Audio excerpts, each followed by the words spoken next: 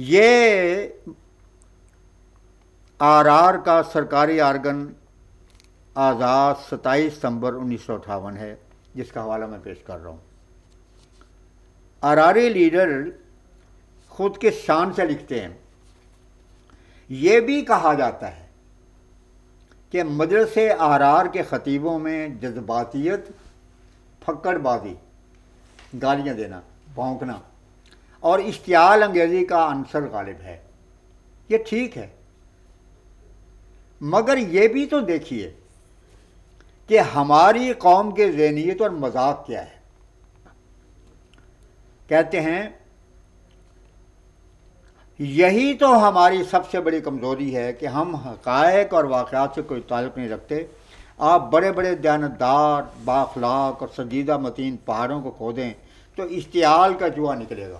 اب اپنے کاروبار کے متعلق لکھتے ہیں، ہمارے آراری بزرگ اس میں سب سے آگے ہیں، اسی لیے وہ رشک و حسد کی نگاہوں سے دیکھے جاتے ہیں۔ چنانچہ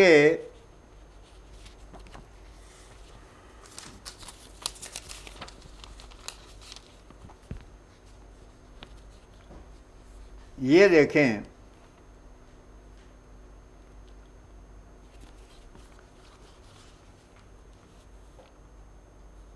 ان لوگوں کا اسلام کا جو دعویٰ ہے اس کی حقیقت پہلے دیکھیں۔ حضور کی ایک حدیث ہے کہ غیروں کے متعلق حضور کی حدیث مشکات شریف میں درج ہے، بیان تخوفوہم و تعائدوہم۔ ہاں، وہ الفاظ یہ ہیں کہ یہ جامع صغیر علامہ سیوطی رحمۃ اللہ علیہ نے اپنے جامع صغیر میں لکھی ہے کہ فرمایا کہ جاہد المشرکین بِأَلْسَنَتِکُم، مشرکوں کے خلاف زبانوں سے بھی جہاد کرو۔ اب اس کے تو صاف مطلب ہے قرآن مجید پیش کرو، اس کے حقائق، اس کے دقائق اور آن سلم کی سیرت مقدسہ، تاکہ جس طرح ابتداء میں اسلام میں آنے والے لوگ سیرت رسول اور قرآن کے دلائل کے ذریعے سے محمد عربی وسلم کے قدموں میں آئے تھے، وہ تمہارے اس جہاد باللسان کے ذریعے سے رسول اللہ کے عاشق بن جائے۔ مگر آراری ملا اور ان کے بڑے بڑے پیر و مرشد جو گزرے ہیں، جنہیں محدث قرار دیا جاتا ہے، بڑا چرچا ہے کہ جی حدیث کے علوم کا سرچشمہ دیوبند شریف۔ اب اس حدیث کا مفہوم کیا بیان کیا جاتا ہے جو مشکات کے حاشیے میں درج ہے؟ دلی کی آپ مشکات لیں، اس کے حاشیے میں بھی درج ہے، اور مکتبہ نعمانیہ میں جس جگہ سے بھی یہ دوبارہ چھپی ہے، اس کے حاشیے میں یہ لکھا ہے، بیان تخوفوہم و تعائدوہم۔ جہاد باللسان کے معنی یہ ہیں کہ تم مشرکوں کو ڈراؤ، دھمکاؤ، بالقتل والاخذ، ان کو دھمکی دو کہ اگر نہیں مانو گے تو ہم تمہیں قتل کر دیں گے۔ یہ جہاد باللسان ہو رہا ہے۔ والاخذ والنہب، اور تمہارے مالوں کو لوٹ لیں گے۔ ونحو ذالک، بیان تذموہم وتسبوہم، ان کو برا بھلا بھی کہو اور گالیاں بھی دو۔ یہ جہاد باللسان ہے۔ اب یہ جہاد باللسان جس طرح کر رہے ہیں، ڈاکٹر غلام جیلانی برق صاحب لکھتے ہیں، آج تک احمدیت پر، خود انہوں نے ڈاکٹر جیلانی صاحب کی کتاب موجود ہے، وہ خود یعنی معاندین احمدیت کی صف اول میں شامل ہیں، لیکن اقرار کیا ہے، خدا نے اقرار کرایا ہے۔ فرماتے ہیں آج تک احمدیت پر جس قدر لٹریچر علماء اسلام نے پیش کیا ہے، اس میں دلائل کم تھے اور گالیاں زیادہ۔ یہی معذرنامہ ہے دراصل۔ اس کی بھی یہی حالت. جس قدر لٹریچر علماء اسلام نے پیش کیا ہے اس میں دلائل کم تھے اور گالیاں زیادہ. ایسے دشنام آلود لٹریچر کو کون پڑھے اور مغلظات کو کون سنے. میٹھے انداز اور مردانہ رنگ میں کہی ہوئی بات پر ہر شخص غور کرتا ہے مگر گالیوں کو کوئی نہیں سنتا.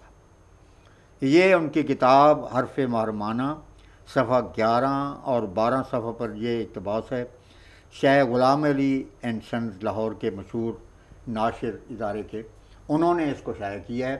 یہ وہی کتاب ہے جس کا جواب میرے استاد قاضی محمد نذیر صاحب رحم اللہ تعالیٰ و نور اللہ مرقدو نے تحقیق عارفانہ کے نام سے شائع کیا ہے. اچھا آگے سنیں. جماعت اسلامی کے نعیم صدیقی صاحب کہتے ہیں، یہ احرار کے متعلق انہوں نے رسالہ چراغیرہ کراچی مارچ 1954 میں اس کے صفحہ 8 پر ان کی تحریک ختم پاکستان، جس کو یہ تحریک تحفظ ختم نبوت کہتے ہیں، یہ اس پر تبصرہ ہے. صحیح. اور تحقیقاتی عدالت نے اس کو تحریک ختم پاکستان قرار دیا ہے اور بتایا ہے چودھری فضل الہی صاحب کے بیان کے ذریعے سے. اس وقت چودھری فضل الہی صاحب حکومت پنجاب کے وکیل کے طور پر پیش ہوئے تھے تحقیقاتی عدالت میں.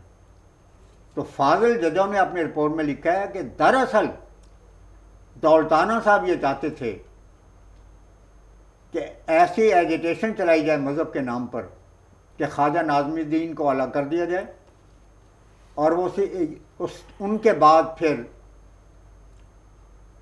مجھے پرائم منسٹر بنا دیا جائے.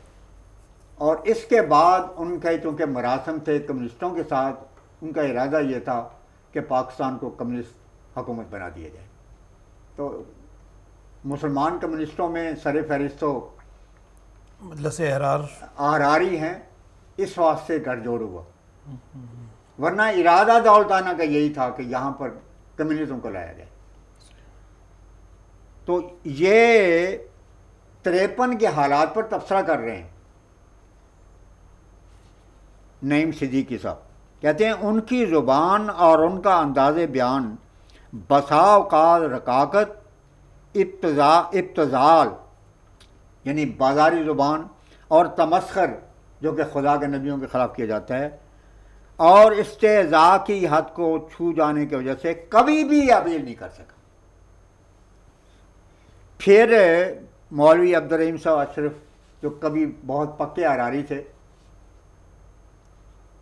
اور کئی مناظرے ہوئے. ہمارے کرنل محمود ایاز صاحب کے والد کا نام کیا تھا؟ خان عبد المجید خان صاحب. حضرت خان عبد المجید صاحب نے اپنے قلم سے مجھے لکھ کے جو تاریخ کی وہ اللہ تعالیٰ کی فضل سے تاریخ احمدیت کی زینت بننے والی ہے، اس میں ان کا خاص طور پر ذکر کیا ہے کہ پکے احراری تھے اور انہوں نے ہر جگہ پر احمدیت کی مخالفت کی. تو یہ عبدالرحیم صاحب اشرف ہیں، لکھتے ہیں استہزاء، اشتعال انگیزی، یاوہ گوئی، بے سروپا لفاظی اس مقدس نام کے ذریعے مالی غبن، لادینی سیاست کے داؤ، خلوص سے معروم، اظہار جذبات، مثبت اخلاق فاضلہ سے تہی کردار، ناخدا ترسی سے بھرپور مخالفت کسی بھی غلط تحریک کو ختم نہیں کر سکتی.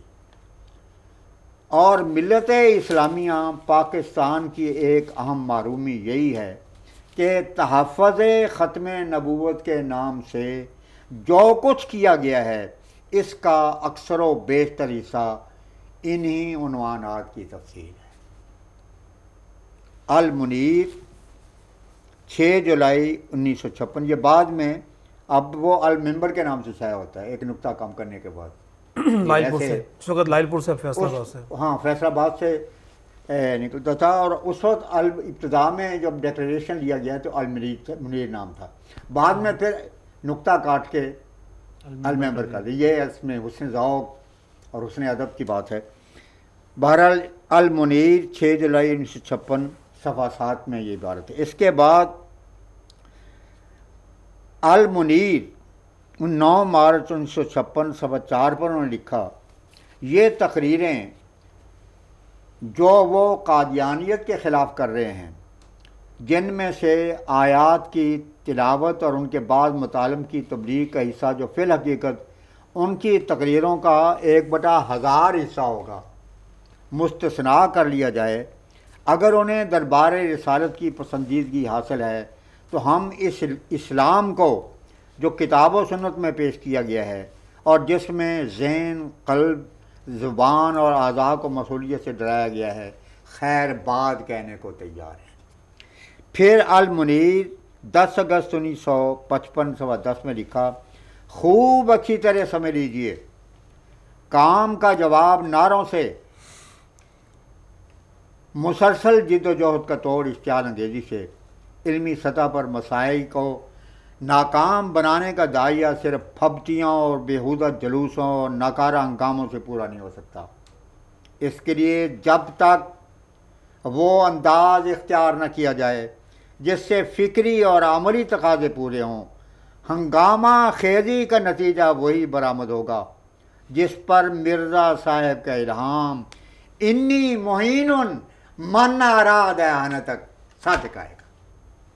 اور آخر میں مجیب الرحمان شامی کے قلم سے آپ سنیے، رسالہ لیل و نہار، لاہور سے شائع ہوتا ہے، 8 جولائی 1974 میں انہوں نے یہ اداریہ سپرد قلم کیا۔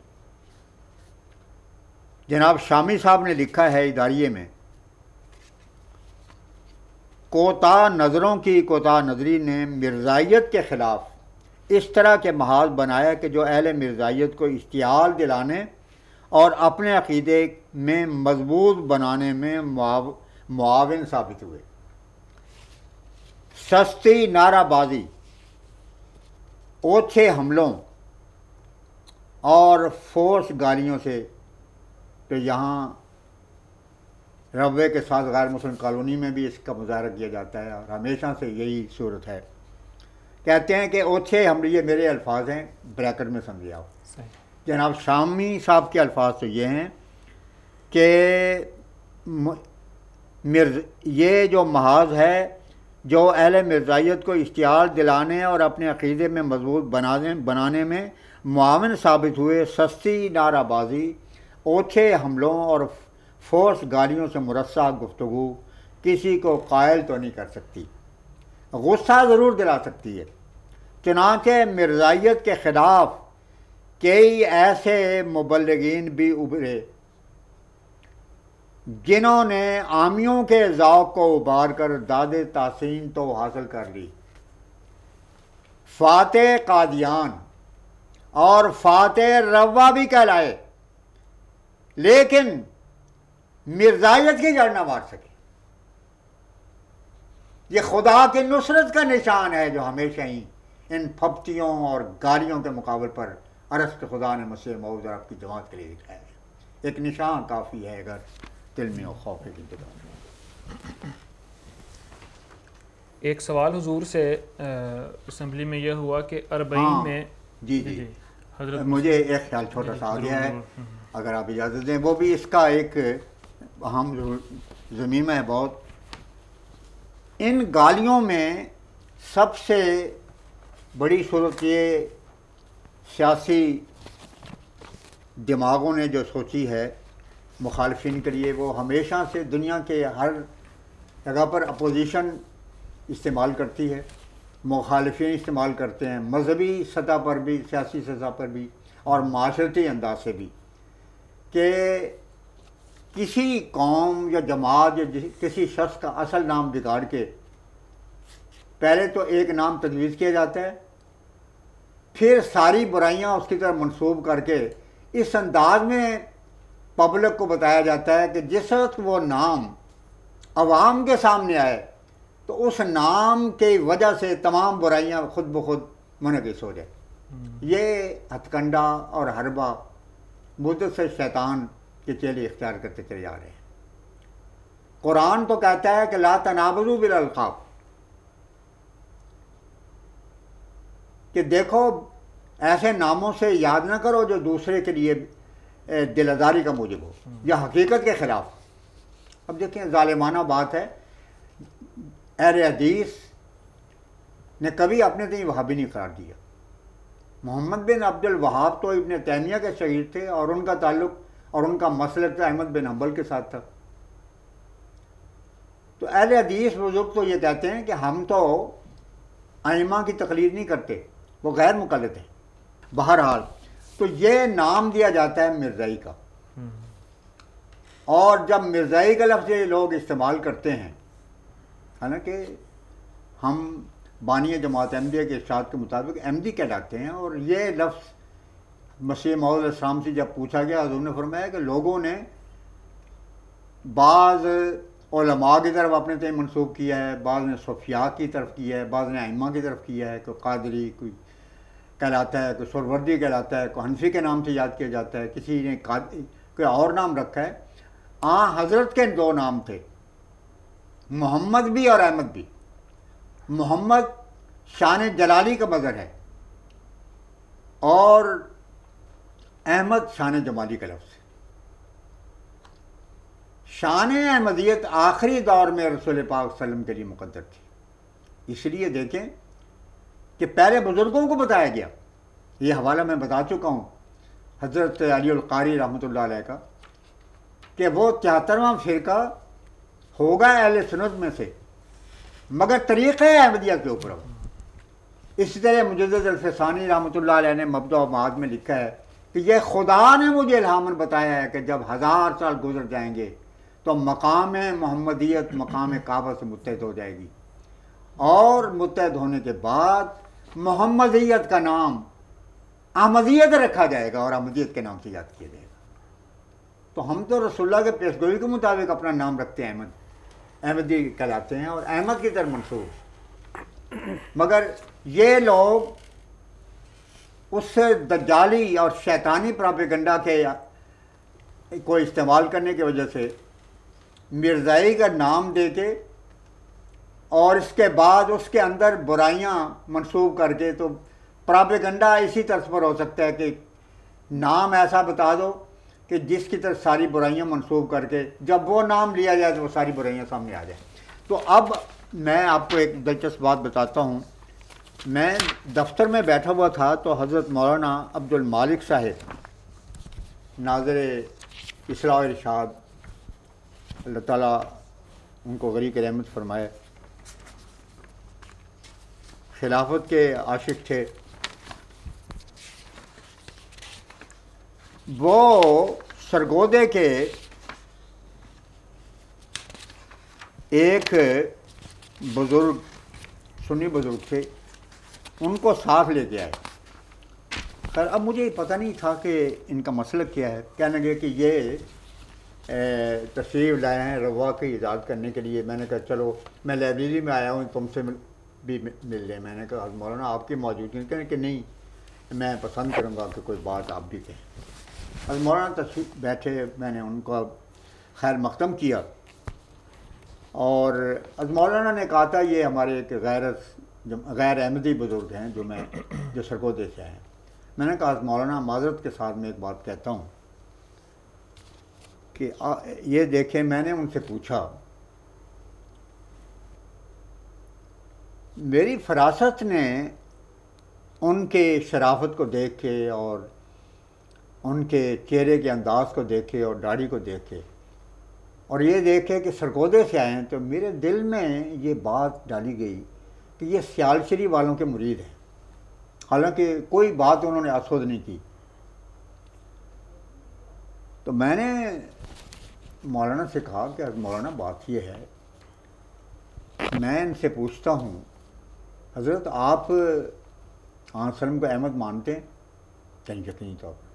میں نے کہا کبھی اپنے تو غیر احمدی نہ کہا کریں، اور مولانا یہ میں آپ سے بھی عرض کرتا ہوں کہ ان کو غیر احمدی اب آپ نہیں کہہ سکتے، کیونکہ جو خود کہتا ہے کہ میں حضرت صلی اللہ علیہ وسلم کو احمد مانتا ہوں، تو احمد تو ہیں ہی حقیقی معنوں میں محمد عربی صلی اللہ علیہ وسلم، تو آپ کو غیر احمدی کہنے کا حق نہیں، آپ واپس لیں۔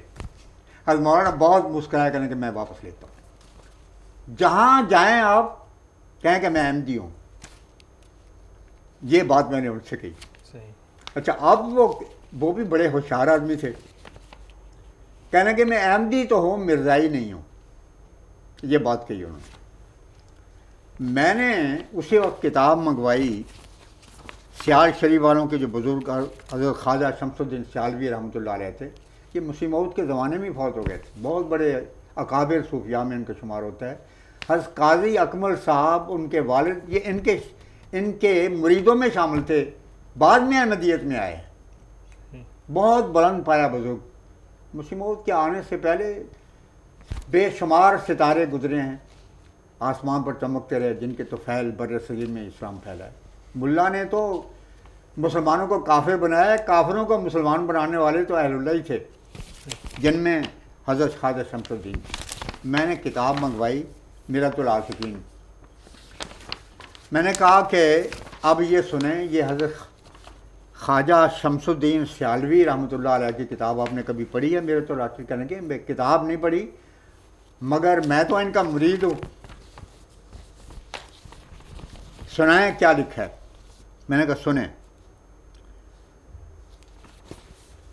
حضرت خواجہ شمس الدین سیالوی کے مرید سید محمد سعید صاحب نے ان کی سوانح لکھی ہے. لکھتے ہیں کچھ آپ کے ملفوظات کا تذکرہ کرنے کے بعد, بعد ازاں آپ کے پوتے یعنی حضرت خواجہ شمس الدین سیالوی کے پوتے صاحبزادہ محمد امین صاحب آئے. آپ نے پوچھا اے بیٹے کون سی صورت پڑھتے ہو؟ انہوں نے کہا صورت نور. آپ نے تبسم کرتے ہوئے یہ شعر پڑھا, صورت مرزے یار دی ساری صورت نور و شمس و ضحیٰ پڑھیا رب غفور. بندہ نے عرض کیا مرزا سے کیا مراد ہے؟ اب ذرا غور کے ساتھ ڈاکٹر صاحب سماعت فرمائیں. بندہ نے عرض کیا مرزا سے کیا مراد ہے؟ فرمایا رسول خدا محمد مصطفیٰ صلی اللہ علیہ وسلم.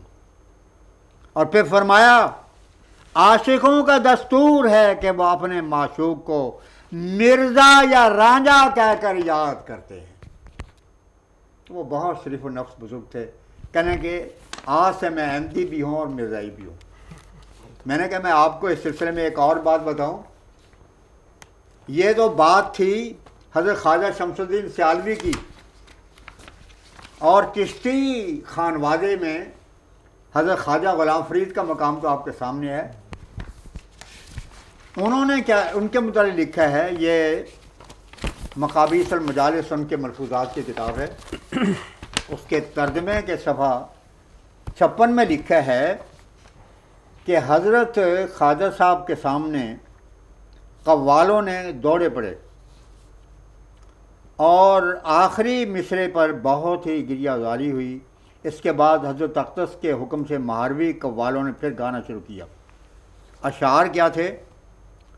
میں نہیں لائق صاحباں مرزا ہے لجپال, مرزا دی شان عظیم کون جانن کی سیال.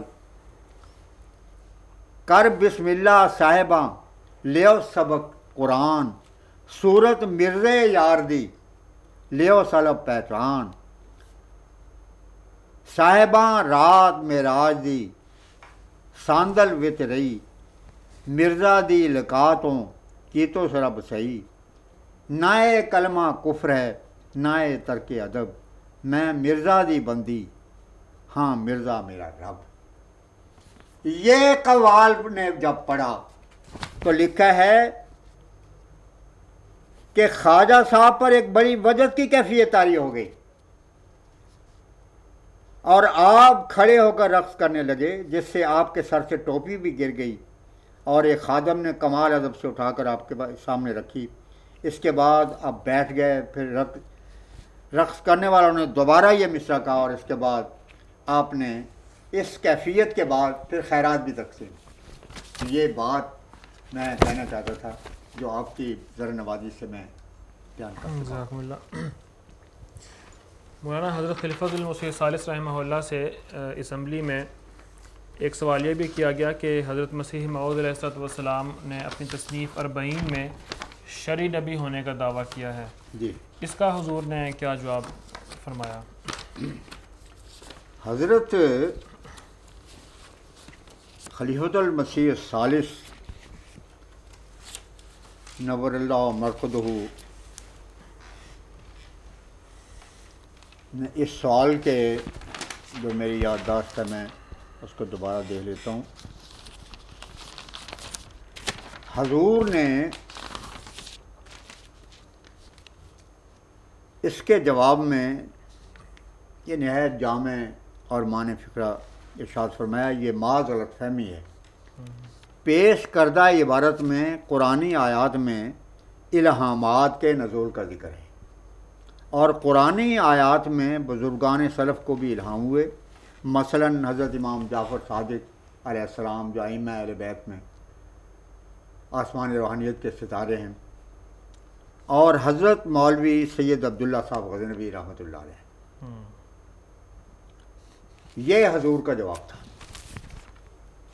अब मैं इसी ज़ैल में सामीन के लिए अगर मुझे इजाज़त हो तो मैं 40 का एक आध आपके सामने सुनाऊं और फिर हज़रत मौलाना अब्दुल, ये जहाँ तक हज़रत इमाम जाफ़र सादिक का ताल्लुक़ है, उनकी सवाने में इस बात का जाबजा जिक्र है।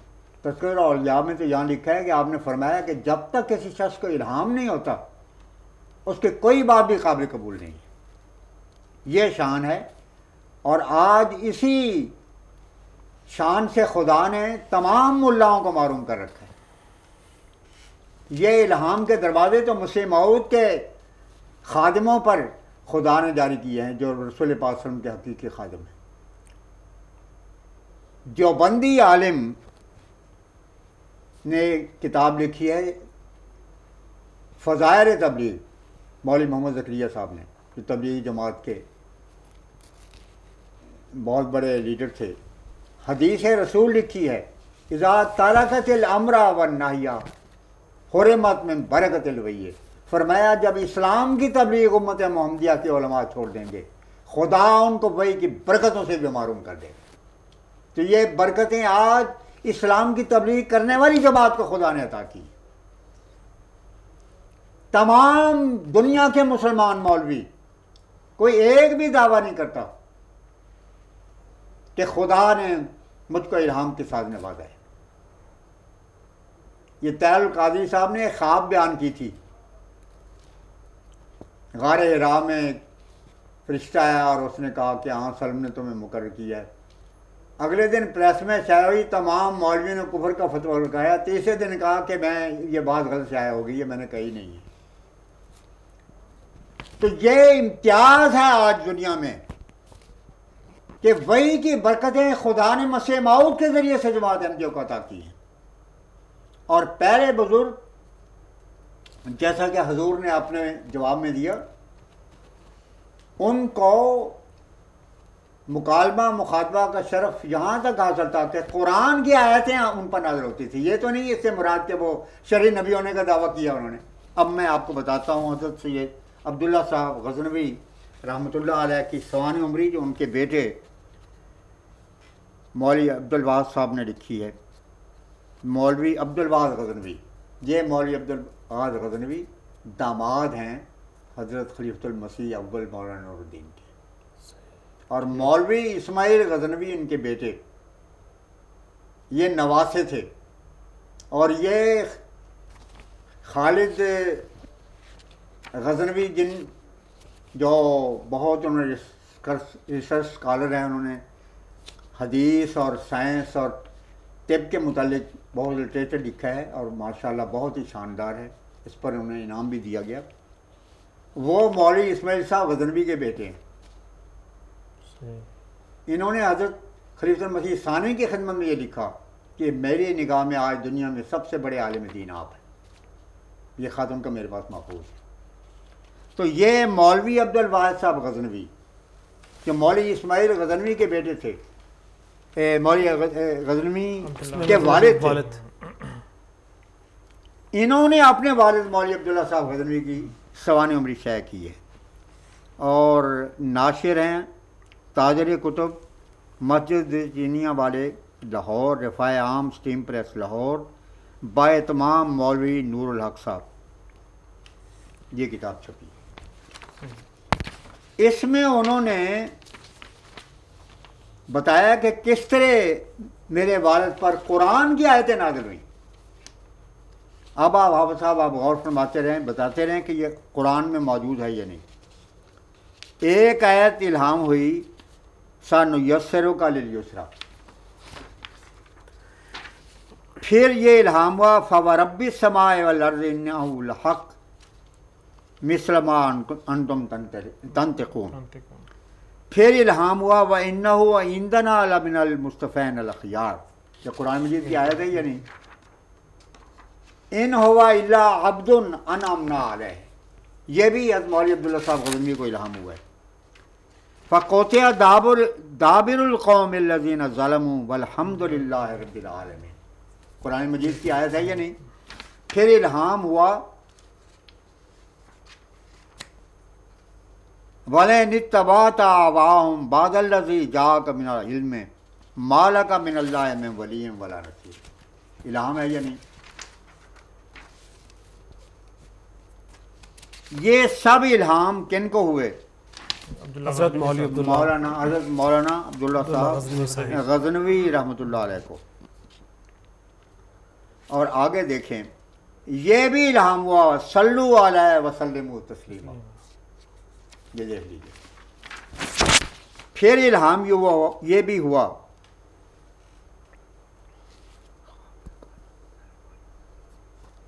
لکھتے ہیں قل ازواجک و اولادک و اتباعک قوموا للقانتین. اس میں کچھ قرآن کی آیت ہے، کچھ الہام الہی کے الفاظ.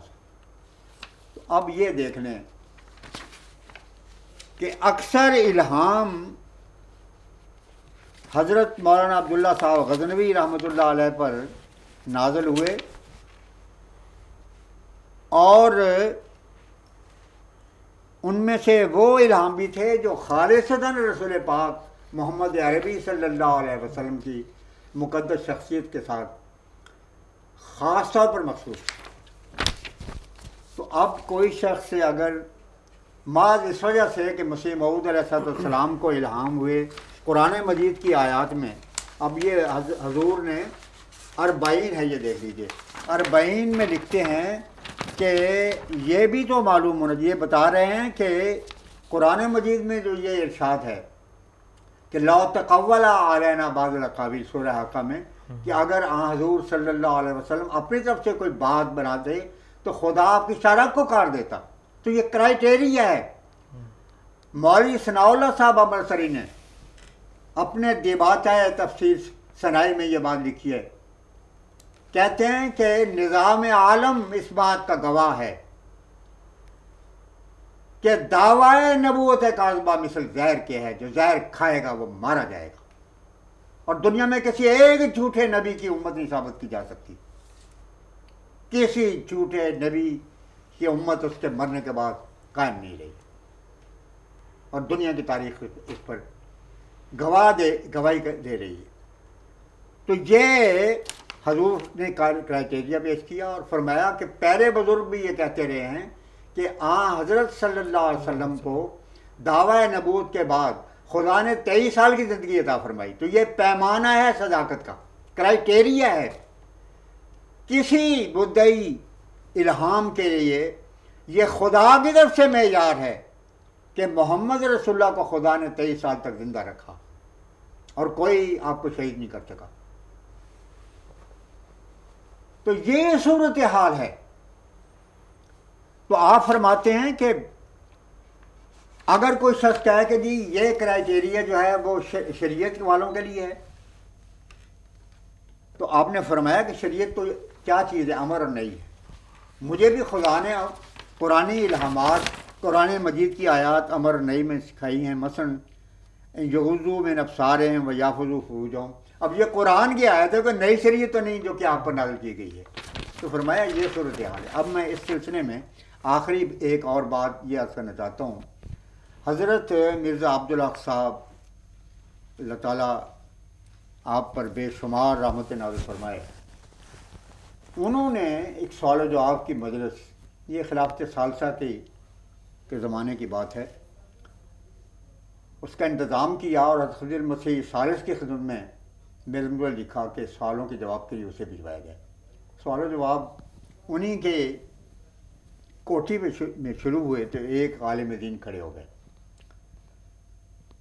کہنے کہ جی ایک سوال ایسا ہے کہ جو جتنے بھی علماء اکابر سمجھے جاتے ہیں، میں ان کی خدمت میں حاضر ہوا مگر کوئی جواب نہیں دے سکا۔ میں نے کہا فرمائیے، میں تو ادنا ان جن بزرگ علماء کا آپ نے ذکر کیا ہے، میں تو ان کا خاک باب ہی ہو جاؤں تو میرے لیے باعث سعادت ہے، فرمائیے اگر میرے ذہن میں بات آ گئی تو میں عرض کر دوں گا، ورنہ اللہ کے سپرد کروں گا۔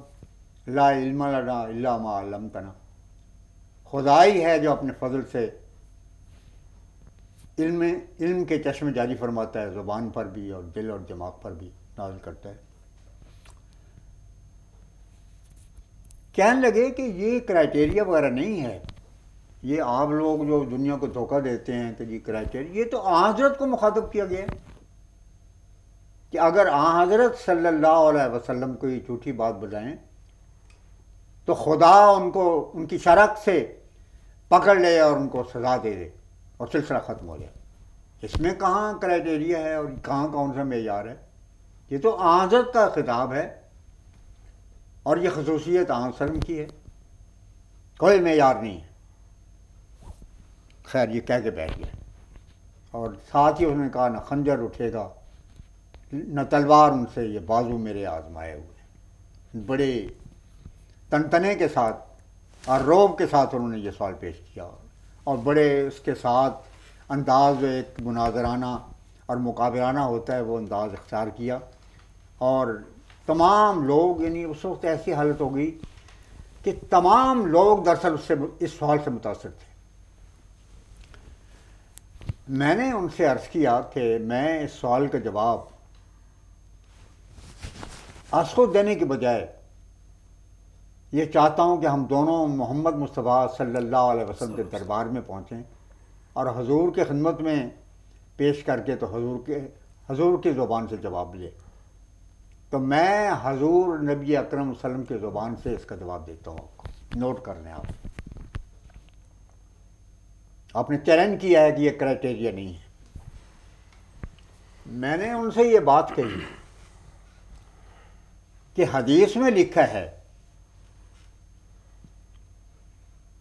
کہ ایک عورت آن حضور صلی اللہ علیہ وسلم کی خدمت میں ایک بہت ہی وقی اور سربراہ خاندان کی عورت تھی، وہ پیش کی گئی جس نے کہ چوری کی تھی، یعنی اتنی چوری کہ جو حد جس کو، کیونکہ اساری کا لفظ ہے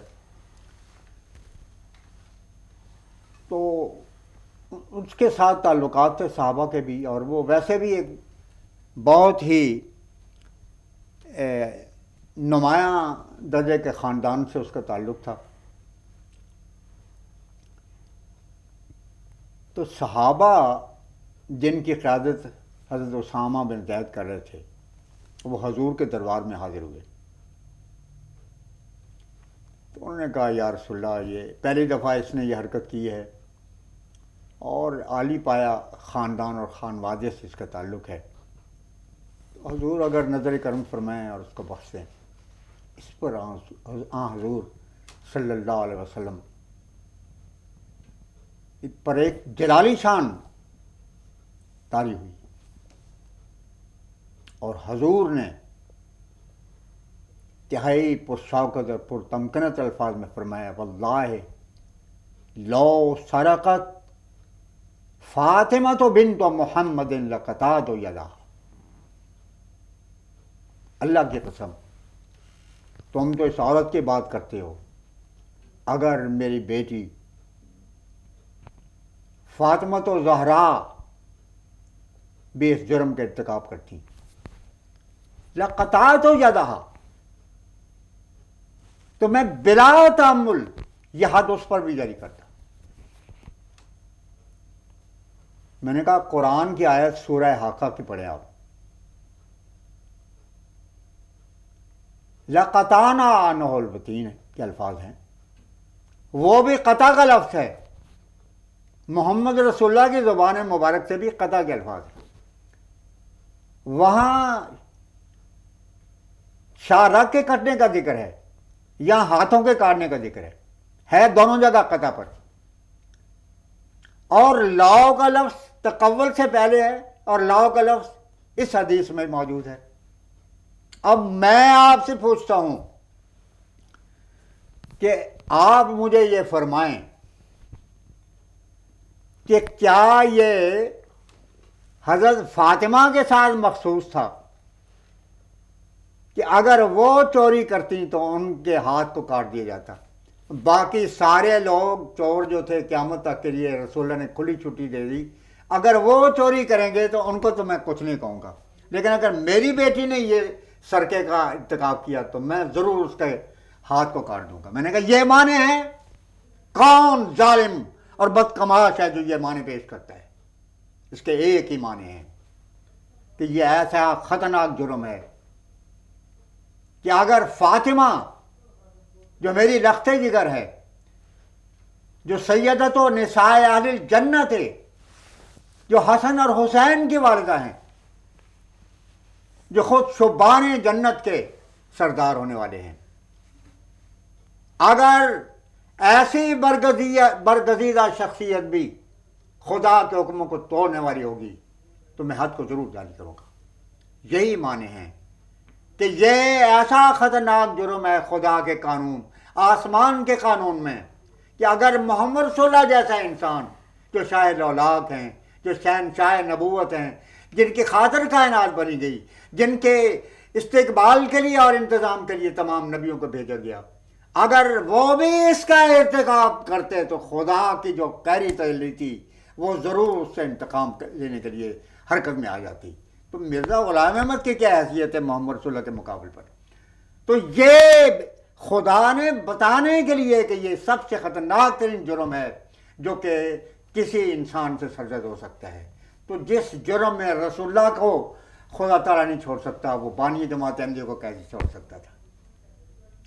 اب میں آخر میں ان کو بتایا کہ یہ اتنی واضح بات ہے، ابن حزم اور دوسرے متکلمین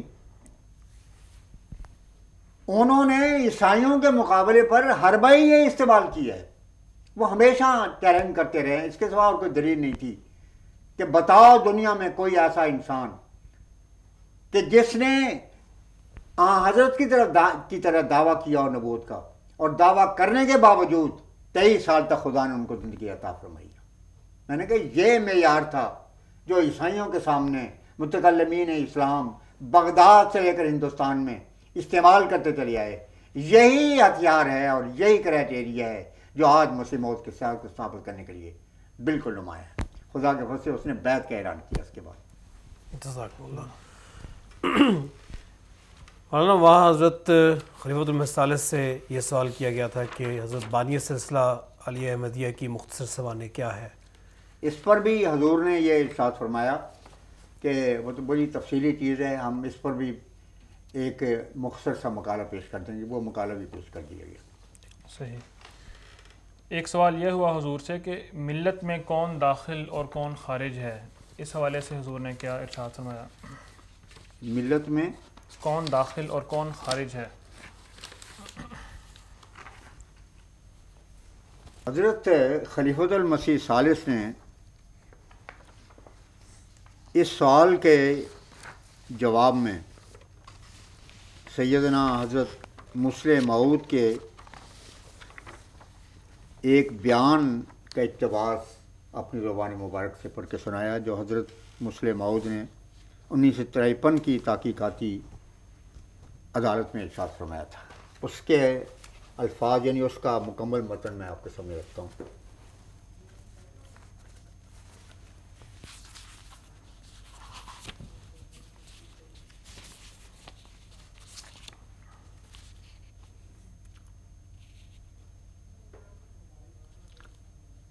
یہ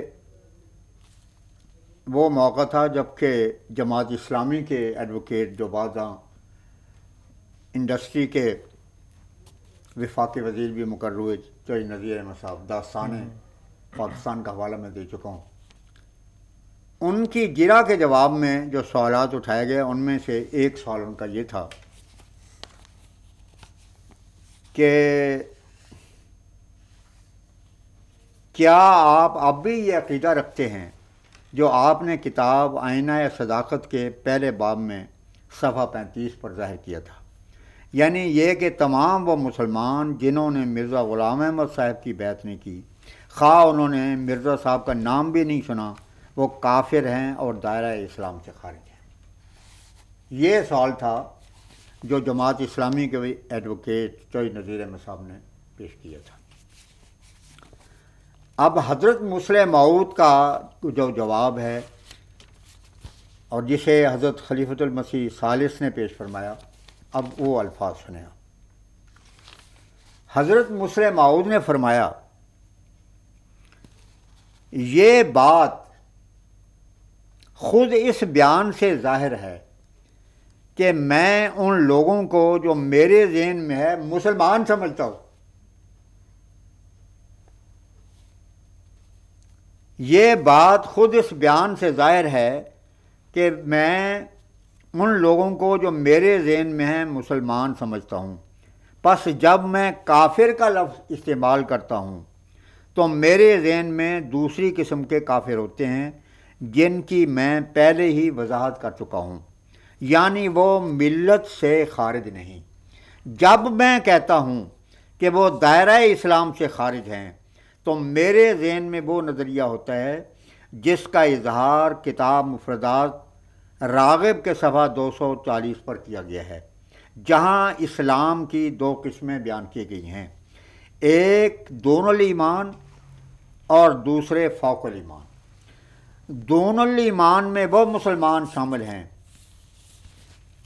جن کے اسلام کا درجہ کم ہے، اور فوق الایمان میں ایسے مسلمانوں کا ذکر ہے جو ایمان میں اس درجہ ممتاز ہوتے ہیں کہ وہ معمولی ایمان سے بلند ہوتے ہیں۔ اس لیے جب میں نے یہ کہا تھا کہ بعض لوگ دائرہ اسلام سے خارج ہیں تو میرے ذہن میں وہ مسلمان تھے جو فوق الایمان کی تعریف کے ماتحت آتے ہیں۔ آگے سنیں، مشکات میں بھی یہ ایک روایت ہے کہ رسول اللہ صلی اللہ علیہ وسلم نے فرمایا ہے کہ جو شخص کسی ظالم کی مدد کرتا اور اس کی حمایت کرتا ہے وہ اسلام سے خارج ہے۔ یہ جواب تھا جو حضرت مسلم موعود نے تحقیقاتی عدالت میں پیش کیا، اور اسی کو حضرت خلیفۃ المسیح ثالث نے پوری شان کے ساتھ دانت فرانے پاکستان کے سامنے پیش کیا تھا۔ اب اس میں صرف عربی کے الفاظ سمجھتا ہوں روایت رسول کے وہ بیان ضرور ہونے چاہیے، اور یہ روایت علامہ سیوطی نے لکھی ہے، اصل کنز المال میں دوسری جگہ بھی موجود ہے۔ مم مشا ما ظالم وہو یعلم انہ ظالم فقد خرج من ربقۃ الاسلام، جو شخص کسی ظالم کے ساتھ ہوا اور اسے پتہ ہے کہ یہ ظالم اور فرعون ہے اور غاصب ہے، فرمایا فقد خرج ربقۃ الاسلام من ربقۃ الاسلام، دائرہ اسلام سے خارج ہو گیا۔ جزاک اللہ۔ ایک سوال الفضل 13 نومبر 1946 کے حوالے سے کیا گیا تھا کہ اس میں حکومت برطانیہ سے عرضداشت کی گئی ہے، اس کا جواب حضور نے کیا دیا تھا؟ اس کا جواب نہایت پیارا جواب تھا۔ حضور نے فرمایا کہ حضرت مسلم موعود نے یہ خطبہ تو آل انڈیا مسلم لیگ کی تائید میں دیا تھا، اور اس میں آپ نے یہ ذکر فرمایا کہ ہم لوگ تحریک پاکستان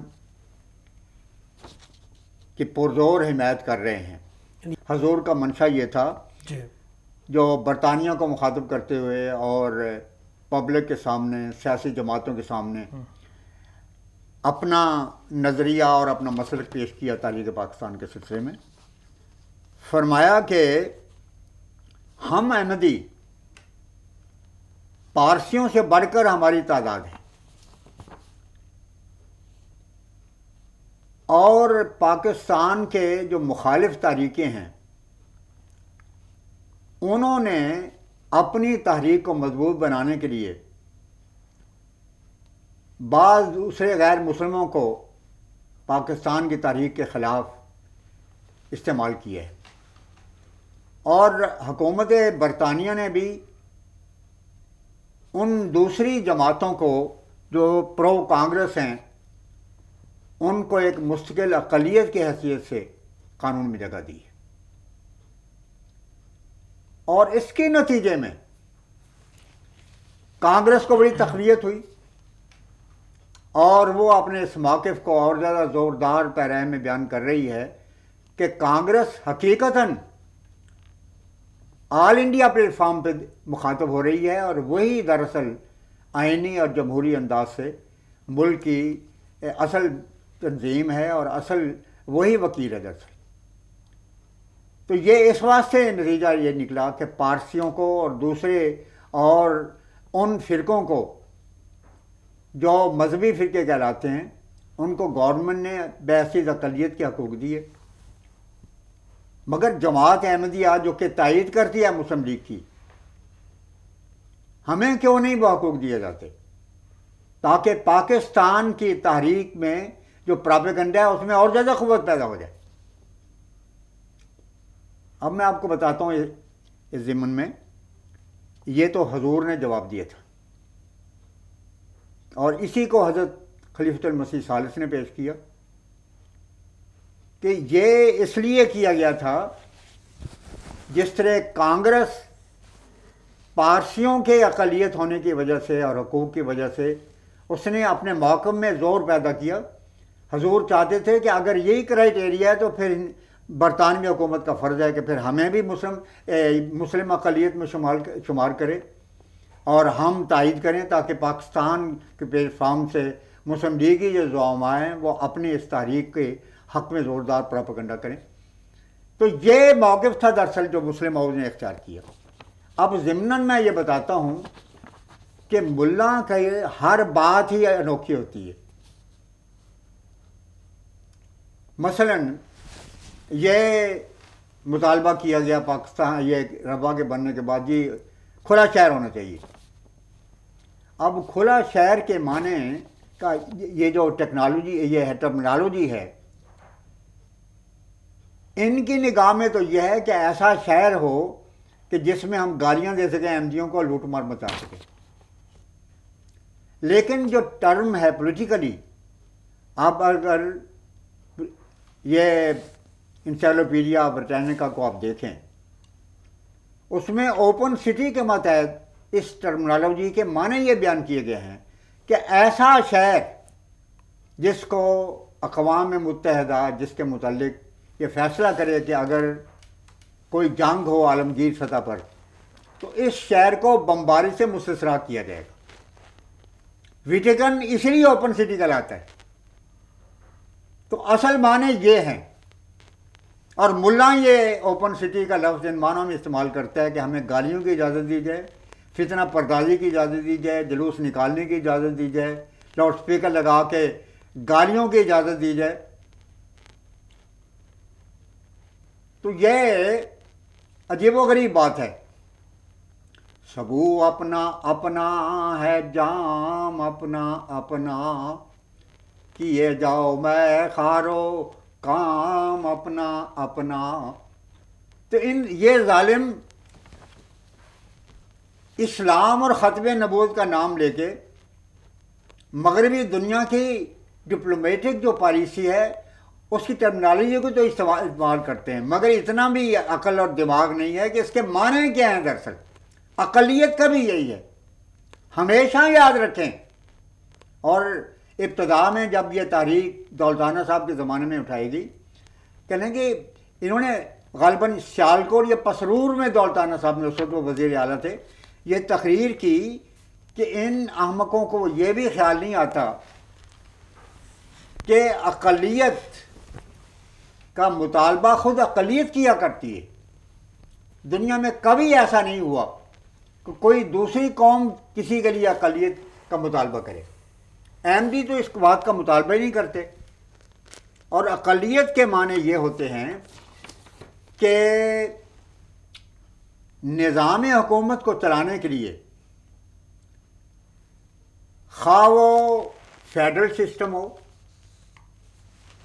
اور خواہ وہ ایسا سسٹم ہو جس میں کہ مرکزیت ایک جماعت کو حاصل ہو،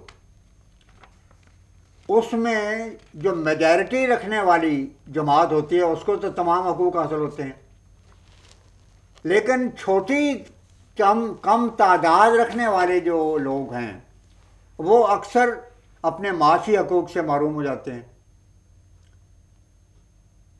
سول جو ملازمتیں ہیں ان کو ان سے پیچھے رکھا جاتا ہے۔ اب دیکھیں، مسلمان پاکستان سے زیادہ ہندوستان میں ہیں اور وہ اقلیت میں ہیں، اور حکومت ہندوستان اس کو اقلیت میں شمار کرتی ہے، مگر اس کے باوجود آپ دیکھیں وہ 10 کروڑ اقلیت میں ہیں، جس طرح انہوں نے ہمارے متعلق کہا کہ تم اقلیت میں ہو۔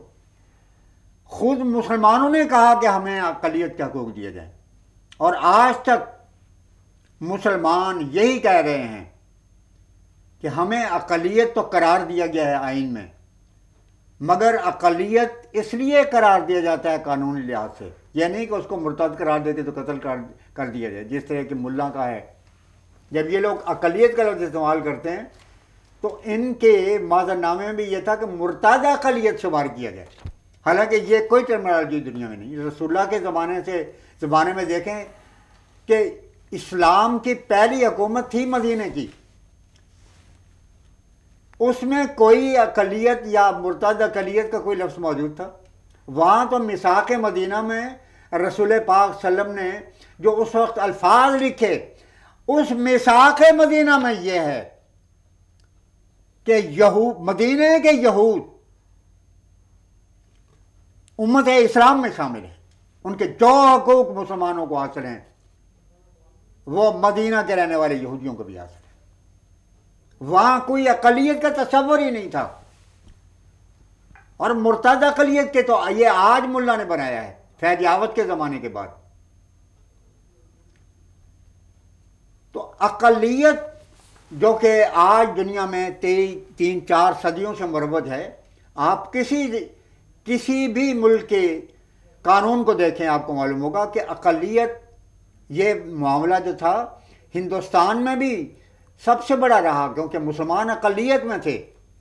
حضرت چودھری محمد رفیع اللہ خان صاحب، سر آغا خان، حضرت قائد اعظم، ان ساروں نے یہ کہا کہ ہم اقلیت میں اگر ہیں تو ہمارے حقوق جو ہیں ان کو محفوظ کرنا ضروری ہے۔ کوئی دنیا کی طاقت ایسے نہیں ہے جو مسلمانوں کو محروم کر سکے، خصوصاً یہ کہ مسلمان نہ صرف یہ ٹھیک ہے ہم اقلیت میں ہیں، مگر ہم مستقل قوم ہیں، اس واسطے ہمیں جب تک کہ ہمارے حقوق محفوظ نہیں ہوں گے ہندوستان کو آزاد نہیں کیا جا سکتا۔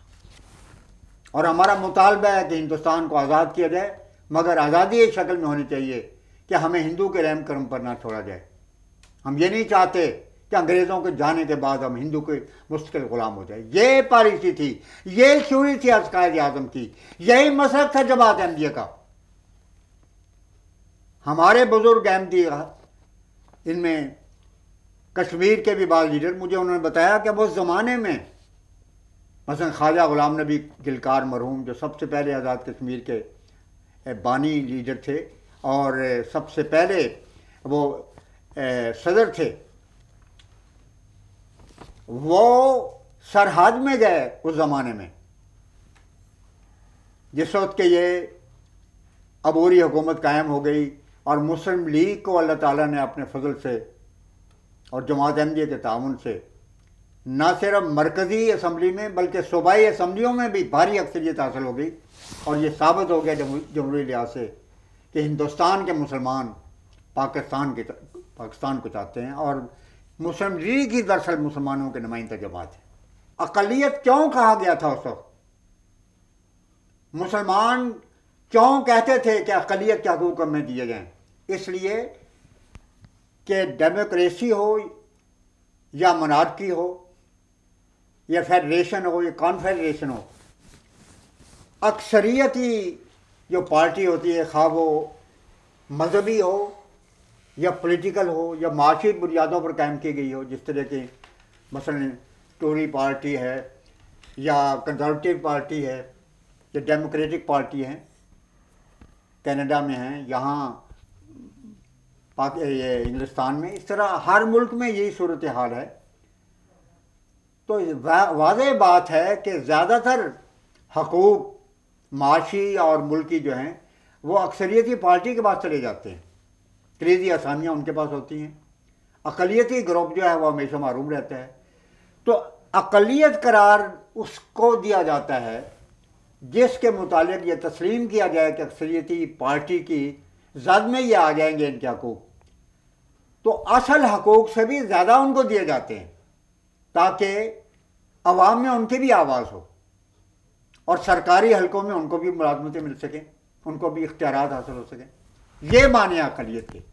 اقلیت کے یہ معنی نہیں ہے کہ ہم ان کو دائرہ اسلام سے خارج قرار دے کے مرتد سمجھتے ہیں اور مرتد کے سزا قتل ہے، یہ ہے خیال اور تصور ان کا۔ تو میں یہ واضح کرنا ضروری سمجھتا ہوں۔